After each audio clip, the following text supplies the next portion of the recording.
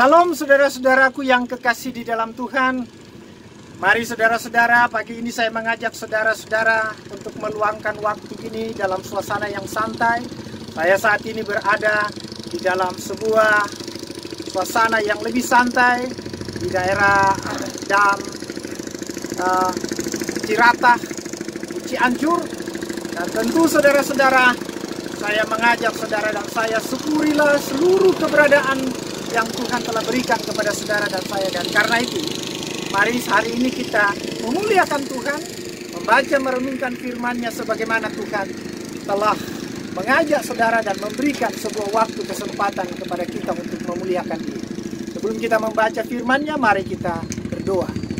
Bapa dalam sorga, Allah yang selalu kami muliakan di dalam Tuhan Yesus, kami bersyukur kepadamu Tuhan, oleh karena perkenan-Mu lah kami dimungkinkan untuk boleh menikmati hari baru ini. Dan karena itu kami ingin memuliakan Engkau kembali. Kami akan membaca merenungkan firman-Mu. Berkatilah kami semua, dan biarlah firman-Mu ini senantiasa menguatkan kami semua. Inilah doa kami Tuhan, dengar dan sempurnakan, ampuni salah dosa kami, karena kami sudah berdoa di dalam Kristus Yesus Tuhan dan Muhalis kami yang hidup. Amin. Saudara-saudaraku yang kekasih di dalam Tuhan, firman Tuhan pada hari ini terambil dari surat Roma pasal yang kedua pada ayat yang pertama sampai 16 pada hari Senin 24 Agustus 2020 ini. Demikianlah sabda firman-Nya. Karena itu, hai manusia, siapapun juga engkau yang menghakimi orang lain, engkau sendiri tidak bebas dari salah. Sebab dalam menghakimi orang lain, engkau menghakimi dirimu sendiri. Karena engkau yang menghakimi orang lain melakukan hal-hal yang sama. Tetapi kita tahu bahwa hukuman Allah berlangsung secara jujur atas mereka yang berbuat demikian. Dan engkau, hai manusia, engkau yang menghakimi mereka yang berbuat demikian, sedangkan engkau sendiri melakukannya juga. Adakah engkau sangka bahwa engkau akan luput dari hukuman Allah? Maukah engkau menganggap sepi kekayaan kemurahannya, kesabarannya, dan kelapangan hatinya? Tidakkah engkau tahu bahwa maksud kemurahan Allah ialah menuntun engkau kepada pertobatan? Tapi oleh karena kekerasan hatimu yang tidak mau bertobat, engkau menimbun murka atas dirimu sendiri.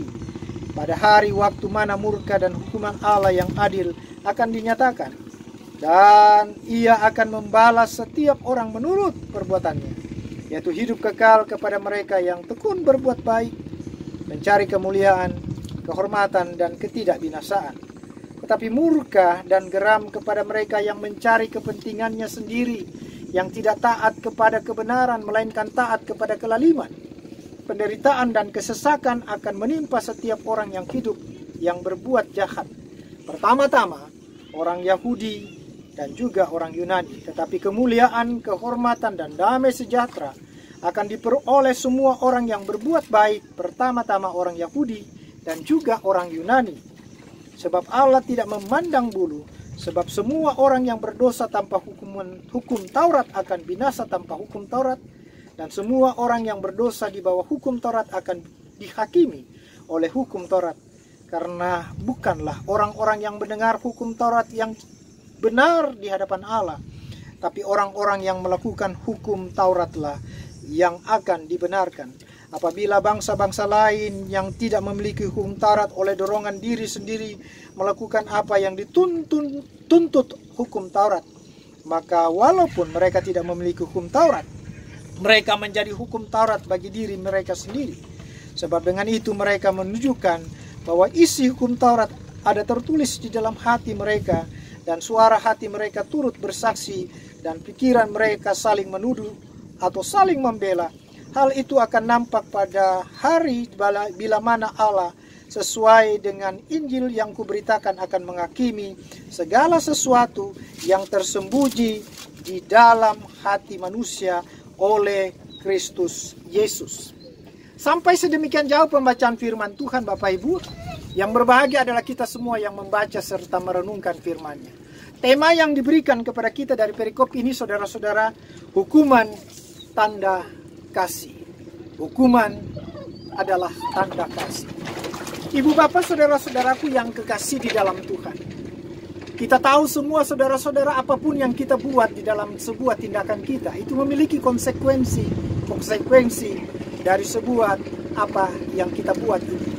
Ketika saudara menabur kebenaran, maka kebenaran itu akan selalu menjadi sesuatu yang menyejukkan hati. Tetapi ketika saudara memberikan semua apa yang dinamakan kelaliman atau sesuatu yang disebut kefasikan, maka saudara akan mengalami apa yang dinamakan sebuah kesengsaraan. Itu sebabnya saudara-saudara, dalam firman Tuhan pada hari ini kita diingatkan untuk sungguh-sungguh melihat bahwa hidup ini selalu bermuara kepada kebenaran ataupun kefasikan. Kebenaran yang membuahkan kebahagiaan, kefasikan yang membuahkan kebinasaan. Dan kalau saudara dan saya melakukan segala kefasikan, maka pastilah kita akan mendapatkan apa yang dinamakan hukuman. Hukuman itu sebenarnya bukan bersifat negatif.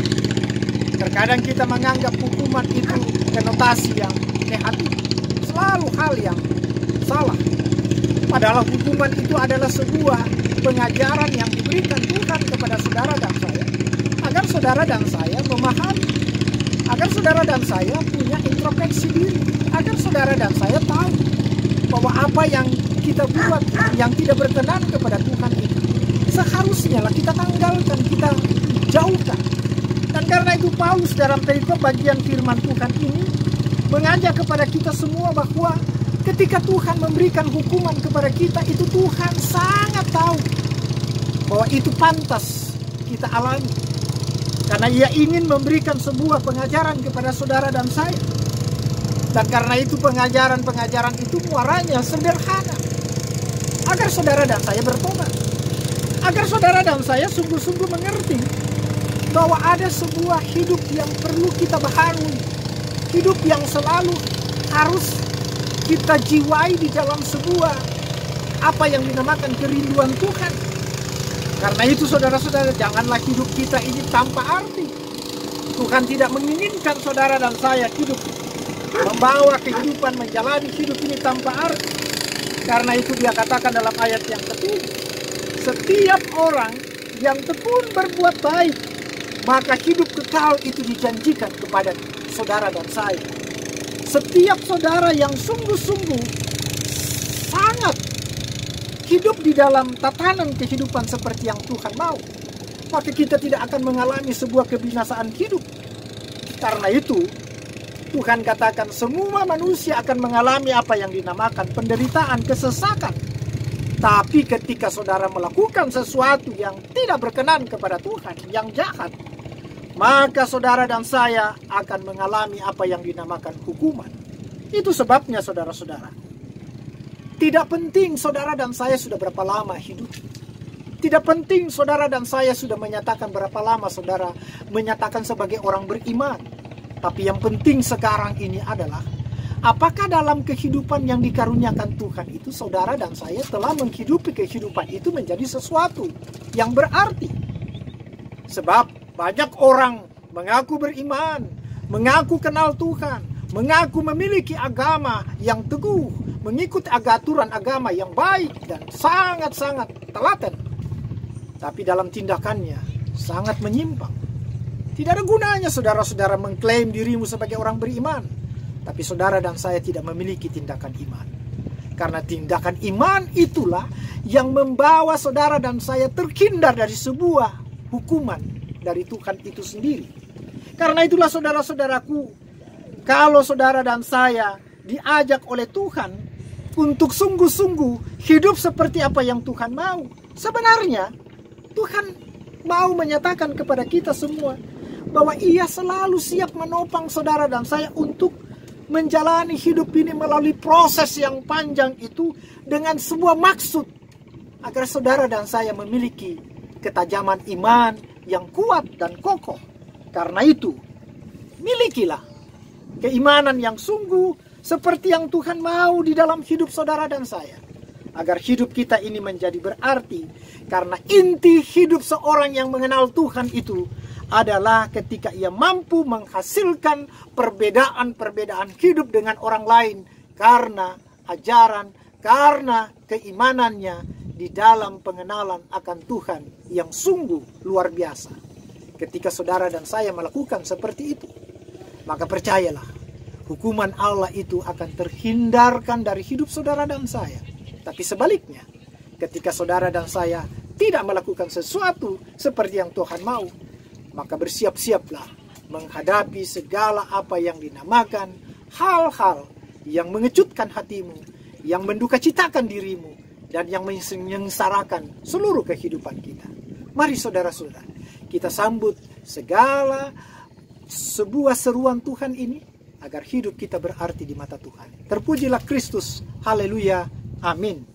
Bapak Ibu saudara-saudaraku, mari kita angkat pujian dari PKJ 249.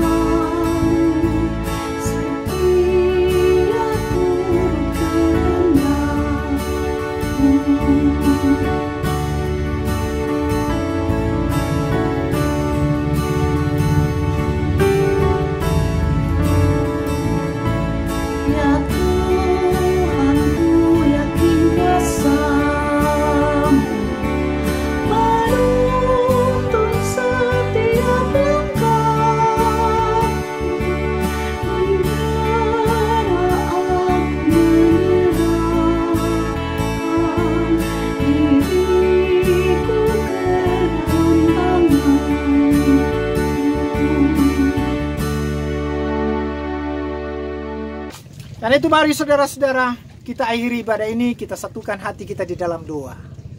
Terima kasih Tuhan untuk waktu kesempatan yang Tuhan berikan kepada kami. Dan biarlah kami semua mengerti bahwa hidup kami ini selayaknya lah kami hidupi seperti yang Tuhan rindukan. Agar hidup kami terhindar dari sebuah hukuman dari Tuhan yang mengarah kepada kebinasaan. Kami tahu di dalam Kristus kami telah dimenangkan untuk meraih sebuah hidup yang kekal. Dan ajarlah kami untuk menjaga keimanan kami itu seperti yang Tuhan rindukan, agar kami semua menjadi warga kerajaan Allah itu di dalam karya Kristus yang luar biasa. Berkati pribadi kami masing-masing, berkati rumah tangga kami masing-masing, berkati persekutuan kami masing-masing, dan biarlah hari ini semuanya Tuhan juga campur tangan dalam meneruskan berbagai aktivitas kami. Kami serahkan hidup kami hari ini dan seterusnya Tuhan ke dalam tangan-Mu.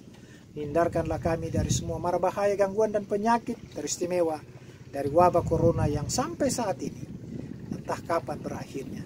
Tapi kami percaya di dalam Tuhan Yesus ada pemulihan, dan di dalam Tuhan Yesus ada kemenangan.